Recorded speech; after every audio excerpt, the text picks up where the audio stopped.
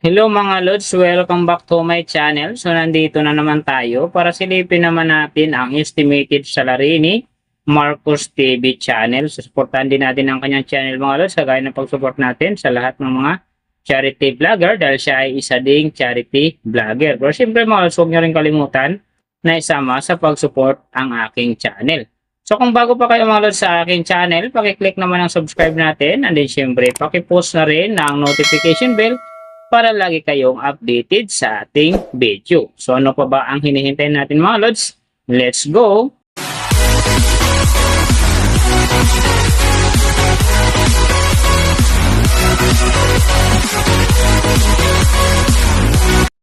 So mga Lods, si Sir Marcos sa ngayon ay mayroon ng upload videos na 944 and then mayroon na rin siyang subscriber na 240,000. So, may video views naman siya ngayon na 27,652,800. And then, yung kanyang country is PH. So, yung channel type naman niya is people.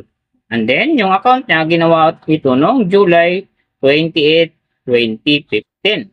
So, doon naman sa kanyang total grade, nakakuha siya ng letter B. And then, sa kanyang social blade rank naman, nasa 306,064. So, doon naman sa kanyang subscriber rank, nasa 2,102. And then, sa kanyang video views rank naman, nasa 484,849. So, doon naman sa kanyang country rank, nasa 812. And then, sa kanyang people rank naman, nasa 1,638. So, nakita na natin yung kanyang ranking. Silipin naman natin yung kanyang last 30 days na subscriber. So, nakakuha siya dito ng 60. Ang hindi lang maganda dito mga Lods kasi ang kanyang percentage ay bumaba ng 60% na. Ibig sabihin nun, mas bumaba yung pasok ng kanyang subscriber. Ngayon, kung i-compare natin sa nakaraan niyang buwan. So, alam na des, mga Marcos fanatic dyan, share na natin sa ating mga newsfeed. And then sa ating mga friends para gumanda ulit ang pasok ng kanyang subscriber. So, doon naman sa kanyang views mga Lods in the last 30 days, nakakuha siya ng 1.313 AM views.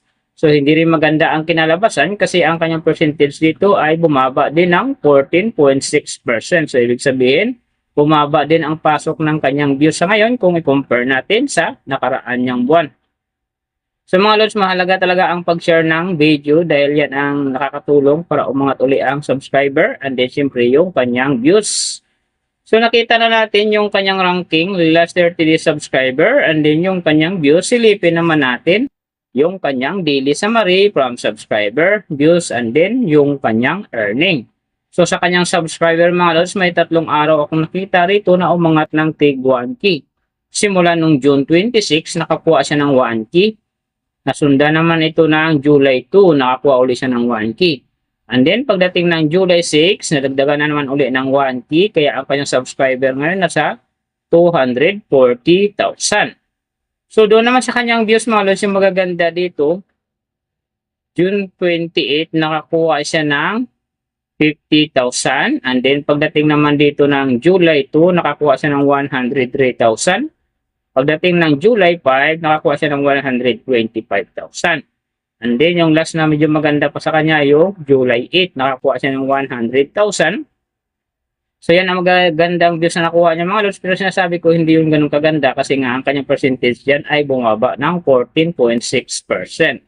So, doon naman sa kanyang earning mga Lods, tingnan natin dito yung June 30. So, sa kanyang low estimated, nakakuha siya ng $12. And then, sa kanyang high estimated naman, nakakuha siya ng $190. So, ang mga yan naman mga Lods, daily summary lang, mas maganda kung silipin natin yung naka-round off na from daily, weekly, and monthly para malaman na natin kung magkano na ngayon ang estimated salary ni Marcos TV channel dito sa YouTube. So, unahin natin yung kanyang daily average. So, sa daily subscriber, nakakuha siya ng 200. And then, sa kanyang views naman, nakakuha siya ng 43,769. So, doon naman sa kanyang daily, low estimated ng kanyang earning, nakakuha siya ng $11. So, times natin sa 58, mayroon siyang 638. And then, sa kanyang daily, high estimated naman ng kanyang earning, Nakakuha siya ng 175 US dollar. So times natin sa 58, mayroon siyang 10,150. So yan mga lods ang kanyang daily average. So pupunta naman tayo sa kanyang weekly average. So sa weekly subscriber, nakakuha siya ng 1.40. And then sa kanyang views naman, nakakuha siya ng 306,383. So doon naman sa kanyang weekly, low estimated ng kanyang earning, nakakuha siya ng 77 US dollars. So times natin sa 58, mayroon siyang 4,466. And then sa kanyang weekly high estimated naman ng kanyang earning, nakakuha siya ng 1,200 US dollars. So times natin sa 58, mayroon siyang 69,600. So yan naman mga lods ang kanyang weekly average. So pupunta naman tayo sa kanyang monthly average. So sa monthly subscriber, nakakuha siya ng 6K. And then sa kanyang views naman, nakakuha siya ng 1,313,058. So doon naman sa kanyang monthly, low estimated ng kanyang earning, nakakuha siya ng 328 US dollars. So times natin sa 58, mayroon siyang 19,024. And then sa kanyang monthly high estimated naman ng kanyang earning, nakakuha siya ng 5,300 US dollars. So times natin sa 58, mayroon siyang 307,400. So yan naman mga lods ang kanyang monthly average. And then yung nababanggit ko rito or nakikita nyo is pawang estimated lamang yan. Nakabase lang tayo sa Social Blade website. Isang public website na kahit sino pwedeng mag-open para malaman kung magkano na ang estimated salary ng ating mga iniidolong YouTuber, vlogger, or influencer.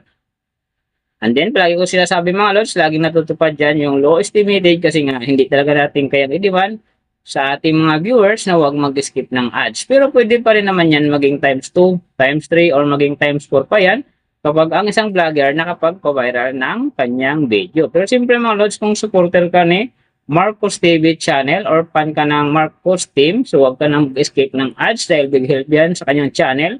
At siyempre sa mga kababayan natin na kanya rin tinutulungan. Pero siyempre huwag nyo rin kalimutan na huwag na rin i-skip ang aking ads dahil big help niyan sa aking channel at saka siyempre sa aking pangarap. So mga lods, kung nagustuhan nyo ang video na to, pakiclick naman ang subscribe natin and then siyempre pakipost na rin ang notification bell para lagi kayong updated sa ating video.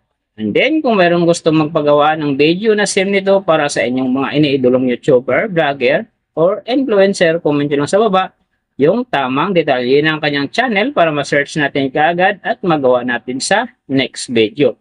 So, big thank you sa lahat ng mga sumusuporta sa aking channel at sa magsusupport pa lang.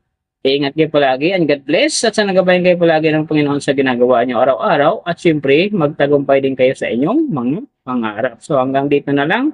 See you on my next video.